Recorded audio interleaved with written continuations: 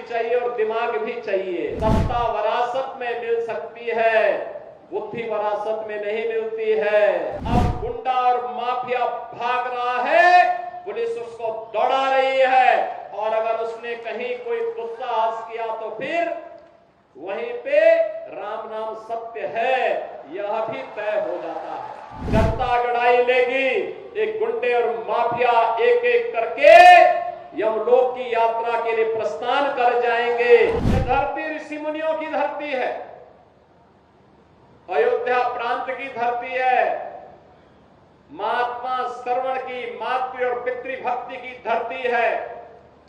अनेक सिद्धों, संतों, ऋषियों ने अपनी पवित्र साधना से इस धरती को पवित्र किया, तो भारत माता के तमाम सपूतों ने भी भारत की सीमाओं की रक्षा करते हुए देश की आजादी के आंदोलन में और आजादी के उपरांत भी अपना सर्वस्व बलिदान भारत के लिए किया, भारत की माटी के लिए किया। यह कर्म साधना की धरती है, श्रम साधना की धरती है, और इसीलिए तो यहां का अन्नदाता किसान भी अपनी मेहनत से देश के विकास में अपना योगदान दे रहा है। बहनों और भाइयों, ऐसी पावन धरा को कोटि कोटि नमन करते हुए आप सभी उपस्थित बहनों और भाइयों का अम्बेडकर नगर वासियों को बधाई देते हुए अपनी मैं इस अवसर पर अभिनंदन करता हूं, स्वागत करता हूं। बहनों और भाइयों, ये विकास की परियोजनाएं आज जो आपको प्राप्त हो रही इतनी आसानी के साथ, आज जो सुरक्षा का वातावरण है, आज जो विकास गांव गांव तक पहुंचने के साथ जुड़ रहा है, क्या ये 2017 के पहले भी संभव था क्या? बहनों और भाइयों, 2017 के पहले का उत्तर प्रदेश आप सबसे किसी से भी अछूता नहीं है कि क्या उत्तर प्रदेश के अंदर था, क्या उत्तर प्रदेश के अंदर होता था 2017 के पहले। यही उत्तर प्रदेश है जहां पर हर जिले में समाजवादी पार्टी और कांग्रेस के नेतृत्व में पलने वाले माफियाओं की समानांतर सरकारें चलती थी। यह अम्बेडकर नगर में भी चलती थी। याद करिए, हिंदू जागरण मंच के अध्यक्ष, टाडा जनपद के ही निवासी हमारे एक प्रमुख कार्यकर्ता की हत्या यहां होती है और कोई सुनवाई नहीं होती, कोई सुनवाई नहीं हो रही थी। तब भी मुझे आंदोलन करने के लिए अम्बेडकर नगर जनपद में आना पड़ा था। तब भी हम लोगों ने आंदोलन किया था उस माफिया के खिलाफ और समाजवादी पार्टी की सरकार की अराजकता के खिलाफ।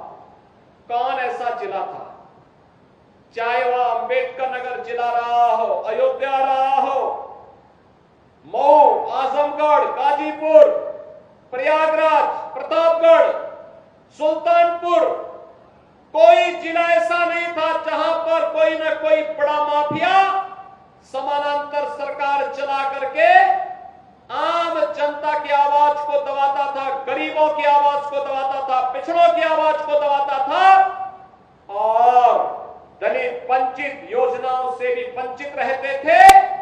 और सरकारें अपनी मौज मस्ती करती थी, उनको इससे कोई मतलब नहीं था, उनकी सरकार रहनी चाहिए, बाकी जाए भाड़ में, यही करते थे वे लोग। लेकिन 17 के बाद एक एक करके माफिया कहां चले गए ये भी आप सब जान रहे हैं। माफियाओं की छुट्टी हो गई, माफिया मुक्त उत्तर प्रदेश हो गया। जो लोग पर्व और त्योहार में विघ्न बाधा डालते थे, विघ्न बाधा समाप्त हुई। अब पर्व और त्योहार शांतिपूर्ण तरीके से मनाए जा रहे हैं। बेटी और व्यापारी की सुरक्षा पर जो खतरा पैदा करते थे वे सभी गायब हो गए और जो बचे हैं वे भी अपनी अंतिम यात्रा की तैयारी कर रहे होंगे।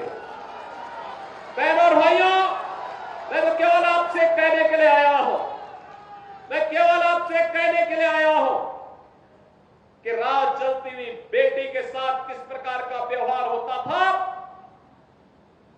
और किस प्रकार के वक्तव्य आते थे उस समय के मंत्रियों के, किस प्रकार के बेशर्मी पूर्ण वक्तव्य देते थे समाजवादी पार्टी के नेता।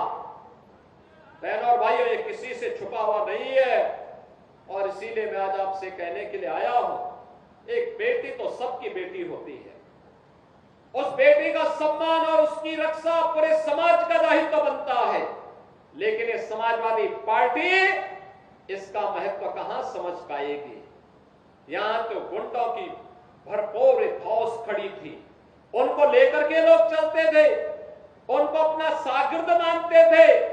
जो जितना बड़ा गुंडा और माफिया होता था समाजवादी पार्टी में उतना बड़ा ओहदा उसको दे दिया जाता था और समाजवादी पार्टी के लोग इसी में गौरव से बोलते थे कि देखिए ये गुंडा हमारा इस जिले को संभालेगा।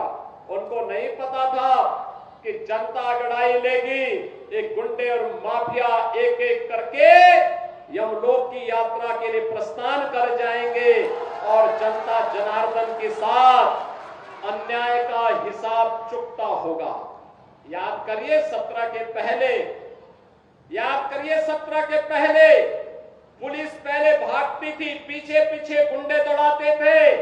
आज 17 के बाद उल्टा हो गया है, अब गुंडा और माफिया भाग रहा है, पुलिस उसको दौड़ा रही है और अगर उसने कहीं कोई दुस्साहस किया तो फिर वहीं पे राम नाम सत्य है यह भी तय हो जाता है। बहनों और भाइयों, सरकार चलाने के लिए जज्बा चाहिए, सरकार चलाने के लिए दिल भी चाहिए और दिमाग भी चाहिए। सत्ता वरासत में मिल सकती है, बुद्धि वरासत में नहीं मिलती है, दिमाग भी वरासत में नहीं मिलता है। ये जो लोग सत्ता को अपनी पपौती मानते थे वे लोग आज समझने लग गए हैं अब उत्तर प्रदेश में कभी उनको वापस नहीं आना है, इसलिए षड्यंत्र करने का प्रयास कर रहे हैं।